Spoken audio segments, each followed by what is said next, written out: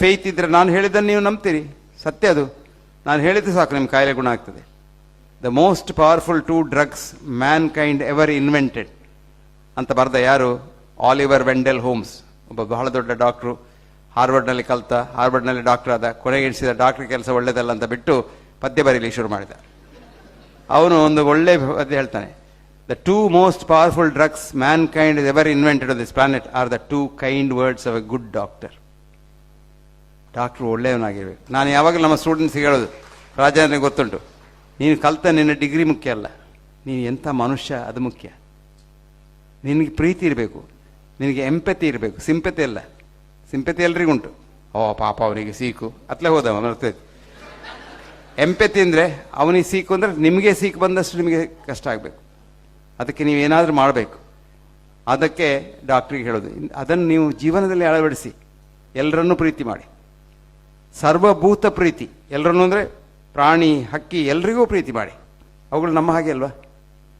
ಹಾಗಾಗಿ ಎಲ್ಲರನ್ನೂ ಪ್ರೀತಿ ಮಾಡಿದರೆ ಈ ಲೋಕದಲ್ಲಿ ಮನುಷ್ಯನಿಗೆ ಏನೂ ಕಷ್ಟ ಇಲ್ಲ. ಮತ್ತು ಕಾಯಿಲೆ ಎಲ್ಲ ಬರೋದು ಮನಸ್ಸಿನಿಂದ. ದೇಹಕ್ಕೆ ಕಾಯಿಲೆ ಬರೋದಲ್ಲ, ದೇಹ ಅಂದರೆ ಮನಸ್ಸೇ. ಈಗ ಕ್ವಾಂಟಮ್ ಫಿಸಿಕ್ಸ್ನಲ್ಲಿ ದೇಹಕ್ಕೆ ಮನಸ್ಸಿಗೆ ಏನು ವ್ಯತ್ಯಾಸ ಇಲ್ಲ, ಮ್ಯಾಟ್ರಿಗೂ ಎನರ್ಜಿಗೆ ಏನು ವ್ಯತ್ಯಾಸ ಇಲ್ಲ, ಶಕ್ತಿಗೂ ವಸ್ತುವಿಗೆ ಏನು ವ್ಯತ್ಯಾಸ ಇಲ್ಲ. ಅದು ಎರಡು ಒಂದೇ. ಅದಕ್ಕೆ ಎ ಡ್ಯುಯಾಲಿಟಿ ಅಂತ ಹೇಳೋದು, ಅದಕ್ಕೆ ಅದ್ವೈತ ಅಂತ ಹೇಳೋದು. ಆ ಅದ್ವೈತವನ್ನು ನಾವು ನೆನೆಸಿದರೆ, ನಾವು ಸುಖದಲ್ಲಿದ್ದರೆ, ಬೇರೊಬ್ಬರು ಸುಖದಲ್ಲಿ ಇರಬೇಕು ಅಂತ ಎಣಿಸಿದರೆ, ಇನ್ನೊಬ್ರು ಹಾಳಾಗಬಾರ್ದು ಅಂತ ಎಣಿಸಿದರೆ ನಿಮ್ಗೆ ಏನಾಗೋದಿಲ್ಲ. ಇನ್ನೊಬ್ರು ಹಾಳಾಗಬಾರ್ದು ಆಗಬೇಕು ಅಂತ ಎಣಿಸಿದರೆ ನಿಮ್ಮ ಕಣಗಳೇ ನಿಮ್ಮ ಕಣಗಳನ್ನು ದ್ವೇಷಿಸ್ತವೆ.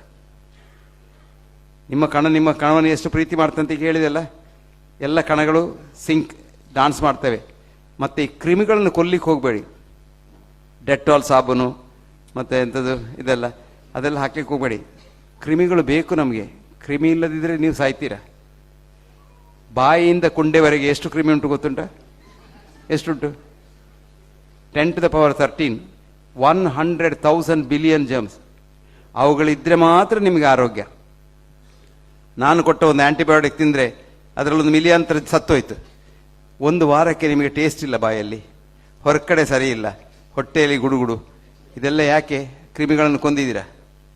ನಿಮ್ಮ ಕ್ರಿಮಿಗಳು ಒಳ್ಳೆದಿದ್ದರೆ, ಈಗ ಲೇಟೆಸ್ಟ್ ಅಂತ ಗೊತ್ತಾ ನಿಮಗೆ, ಬಹಳ ಜೋರಿನ ಕ್ರಿಮಿ ಕಾಯಿಲೆ ಬಂದು ಸಾಯುವ ಪೇಷಂಟ್ಸಿಗೆ ಯಾವ ಆ್ಯಂಟಿಬಯೋಟಿಕ್ಸ್ ವರ್ಕ್ ಆಗದಿದ್ದರೆ ಇನ್ನೊಬ್ಬರ ಮಲ ಕೊಡೋದು, ಫೀಕಲ್ ಟ್ರಾನ್ಸ್ಪ್ಲಾಂಟ್ ಅಂತ. ಅದನ್ನೇ ಈಗ ಒಂದು ಸ್ಟೆಪ್ ಮೇಲೆ ಹೋಗಿದ್ದಾರೆ ಅಮೆರಿಕದಲ್ಲಿ. ಅದರ ಹಳದಿ ಬಣ್ಣ ತೆಗೆದು ಅದನ್ನೇ ನೀರನ್ನು ಒಂದು ಕ್ಯಾಪ್ಸೂಲಲ್ಲಿ ಹಾಕ್ತಾರೆ. ಅದು ಪೂಪ್ ಕ್ಯಾಪ್ಸೂಲ್ ಅಂತ ಹೇಳೋದು, $5 ಅದಕ್ಕೆ. ನಿಮಗೇನಾದರೂ ಆರೋಗ್ಯ ಒಳ್ಳೇದಾಗಬೇಕಾದ್ರೆ ಒಂದು 2 ಕ್ಯಾಪ್ಸೂಲ್ ತಿಂದರೆ ಆಯ್ತು. ನಾವೆಲ್ಲ ಸಣ್ಣದಿರುವಾಗ ಇಷ್ಟಿಷ್ಟು ಉದ್ದದ ಹುಳ ಬರ್ತಾ ಇತ್ತು ಇತ್ಲಾಗಿಂದ ಅಲ್ವಾ ನೇರ? ಆ ಹುಳ ಹೊಟ್ಟೆಯಲ್ಲಿದ್ದರೆ ನಿಮ್ಮ ಆರೋಗ್ಯ ಬಹಳ ಒಳ್ಳೆಯದು. ಅದಕ್ಕೀಗ ಅಮೆರಿಕದಲ್ಲಿ ಅದರದ್ದೇ ಇದು ಸಿಗ್ತದೆ, ಸ್ಯಾಶೆ. ಆ ಹುಳದ ಮೊಟ್ಟೆ ಒಂದು $5 ಕೊಟ್ಟು ಅದನ್ನು ತಿನ್ನೋದು ಗಟ್ಟಿಯಾಗಿ. ಇದರ ಅರ್ಥ ಏನು? ನಮ್ಮ ಪೂರ್ವಜರು, ನಮ್ಮ ಅಜ್ಜಿ ಏನು ಹೇಳ್ತಾ ಇದ್ರು ಅದೆಲ್ಲ ಕರೆಕ್ಟ್. ರುಸ್ತುಂ ರಾಯ್ ಅವರು ಬಹಳ ದೊಡ್ಡ ರಿಸರ್ಚ್ ಮಾಡಿದ್ರು. ಅವ್ರಿಗೆ 21 ಸಲ ನೊಬೆಲ್ ನಾವೆಲಿಸ್ಟ್ ಆಗಿದೆ. ಎಂಥದಕ್ಕೆ? ಅವ್ರ ಅಜ್ಜಿ ಅವರಿಗೆ ಹೇಳ್ತಾ ಇದ್ರು, ಅವ್ರು ಚಿಕ್ಕದಿರುವಾಗ, ಬೆಳ್ಳಿ ಬಟ್ಟಲಿನಲ್ಲಿ ಊಟ ಮಾಡು, ಬೆಳ್ಳಿ ತಟ್ಟೆಯಲ್ಲಿ ನೀರು ಕುಡಿ. ಇವರು ದೊಡ್ಡ ಸೈಂಟಿಸ್ಟ್ ಆದರು, ಮೆಟೀರಿಯಲ್ ಸೈಂಟಿಸ್ಟ್ ಆದರು. ಅವ್ರು ಹೇಳ್ತಿದ್ರು, ಯಾಕೆ ನಮ್ಮ ಅಜ್ಜಿ ಹೇಳ್ತಾ ಇದ್ರು ಈ ಸಿಲ್ವರ್ನಲ್ಲಿ ಎಂತ ಉಂಟು ಅಂತ ಸ್ಟಡಿ ಮಾಡಿ ಅವರು ನ್ಯಾನೋ ಸಿಲ್ವರ್ ಕಂಡು ಹುಡುಕಿದ್ರು. ಈಗ ನಾವು ನ್ಯಾನೋ ಸಿಲ್ವರ್ ಮಾಡ್ತೇವೆ, ಮಂಗಳೂರಿನಲ್ಲಿ ಮಾಡ್ತೇವೆ. ಎಂಥ ಕಾಯಿಲೆ ಇದ್ರೂ ಗುಣ ಆಗ್ತದೆ, ಎಂಥ ಕ್ರಿಮಿ ಸತ್ತು ಹೋಗ್ತದೆ ಅದರಲ್ಲಿ. ನಿಮ್ಮ ತೆಂಗಿನ ಎಣ್ಣೆಯಲ್ಲಿ ಕೊಬ್ಬರಿ ಎಣ್ಣೆ, ಮೈಸೂರವ್ರು ತೆಂಗಿನ ಎಣ್ಣೆ ಅಂದರೆ ಅರ್ಥ ಆಗೋದಿಲ್ಲ. ಕೊಬ್ಬರಿ ಎಣ್ಣೆಯಲ್ಲಿ ಎಷ್ಟು ಶಕ್ತಿ ಉಂಟು ಅಂದರೆ, ನೀವು ಮನೆಯಲ್ಲಿ ನೊಣ ಎಲ್ಲ ಇದ್ದರೆ ನಿಮ್ಮ ಊಟ ಮಾಡೋ ಮೇಜಿಗೆ ತೆಂಗಿನ ಎಣ್ಣೆಯಲ್ಲಿ ಒರೆಸಿಬಿಡಿ. ಆ ನೊಣ ಅದರಲ್ಲಿ ಕೂತ್ಕೊಂಡ್ರೆ ಆ ನೊಣ ಕೂತ ಕಾಲಿನಲ್ಲಿ ಏನು ಕ್ರಿಮಿ ಇದ್ದರೆ ಅದು ಕೂಡಲೇ ಸತ್ತು ಹೋಗ್ತದೆ. ಎಷ್ಟು ಅದ್ಭುತವಾದ ಎಲ್ಲ ಕ್ರಿಮಿಗಳಿದೆ ಈ ನಿಸರ್ಗದಲ್ಲಿ, ಏನೆಲ್ಲ ಉಂಟು.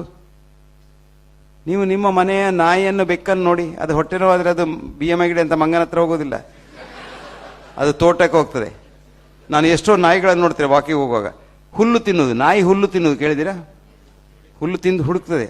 ಅದಕ್ಕೆ ಅದು ಗೊತ್ತುಂಟು, ಅದಕ್ಕೆ ಇಂಟ್ಯೂಷನ್ ಉಂಟು. ನಮಗೂ ಇತ್ತು, ಶಾಲೆಗೆ ಹೋಗಿ ಅದೆಲ್ಲ ಸತ್ತೋಯ್ತು. ಶಾಲೆಗೆ ಹೋಗೋ ಮೊದಲು ನಿಮಗೂ ಗೊತ್ತಿತ್ತು ಹೊಟ್ಟೆ ನೋವಾದರೆ ಯಾವ ಹುಲ್ಲು ತಿನ್ನೋದು ಅಂತ.